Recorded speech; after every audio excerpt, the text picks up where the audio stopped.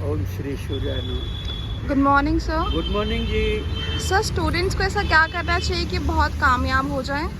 देखिए, हर स्टूडेंट अपने जीवन में कामयाब होने की क्षमताएं रखते हैं। हर एक स्टूडेंट वो बहुत ही एनर्जिक होते हैं, ऊर्जावान होते हैं। होता क्या है कि जब स्टूडेंट को आप डायरेक्शन नहीं दोगे और स्टूडेंट डिसिप्लिन में अगर नहीं रहेंगे तो फिर वो उनकी जो ऊर्जा है, जो एनर्जी है, वो पूरी बिखर जाएगी।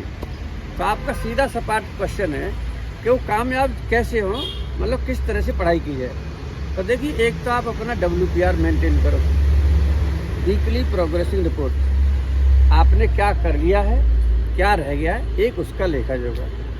दूसरा, जैसे हम टीचर्स जो है ना स्टूडेंट की अटेंडेंस लेते हैं और हम कहते हैं अटेंडेंस मतलब ये स्टूडेंट नहीं आए, वैसे ही जो कोर्स वाइज हैं जितने सब स्टूडेंट जो है वो अपने टीचर की भी अटेंडेंस ले, जिससे कि उनके पास भी एक रहना चाहिए।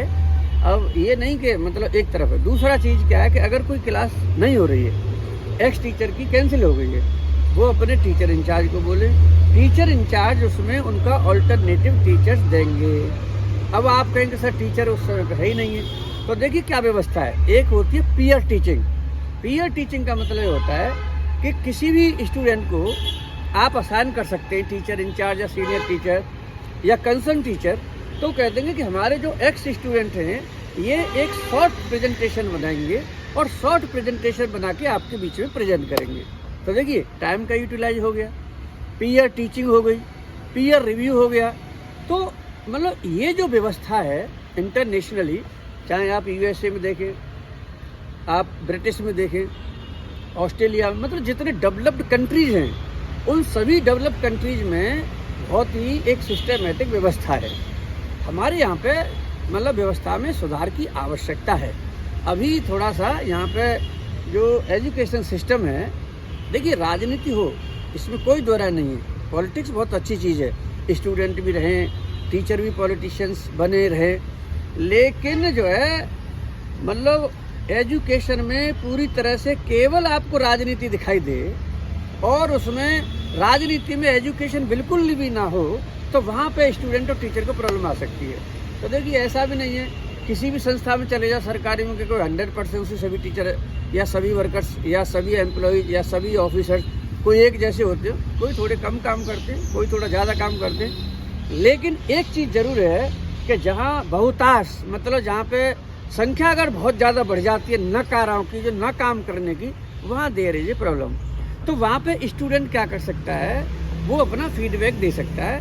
वो कह सकता है कि जी एक्स टीचर इतने दिन से नहीं आ रहे हमारी क्लास। अब होता क्या है, जब स्टूडेंट खुद ही नहीं देगा और उसको पता नहीं है, तो आज की डेट में जो 17 साल का 18 साल का बच्चा आता है कॉलेजेज में, उसने अगर 17, 18, 19, 20, 21 साल बिता दी, क्योंकि वो इस समय पे जो होता है वो बहुत ही इमोशंस में, बहुत ही एनर्जिक में, बहुत ही अलग तरह की उसकी फीलिंग्स, अलग तरह की सोच, अलग तरह का जुनून होता है। अगर ये किसी ने किसी तरह से क्रैश कर दिया उसका, तो आप समझ लीजिए वो बच्चा आगे कुछ भी नहीं बन सकता है। और अगर जिस बच्चे ने अपने आप को इन सालों में अपने आप को सही कर लिया, तो उसे भारत में क्या पूरे विश्व में भी कोई नहीं रोक सकता आगे बढ़ने से। तो मेरे हिसाब से डिसिप्लिन की आवश्यकता है। आप जो पढ़ाई करें, जो कंटेंट कवर करें अपने आप, उनकी एक व्यवस्था बनाएं कि मैंने ये कर लिया, ये कर लिया है। और सबसे बड़ी बात है, आपको डॉक्यूमेंटेशन आना चाहिए। किसी से भी बात करें आप कि मैंने ये बात की। अब जैसे फॉर एग्जांपल आपने कोई टीचर जी सोचे कि ये बहुत अच्छे, तो आप उनके लिए तो पहले क्वेश्चंस ले जाएं और फिर वहाँ पे उनसे डिस्कस करें। सामाजिक हों, व्यक्तिगत हों, पूरे देश के हों, इंटरनेशनल हों।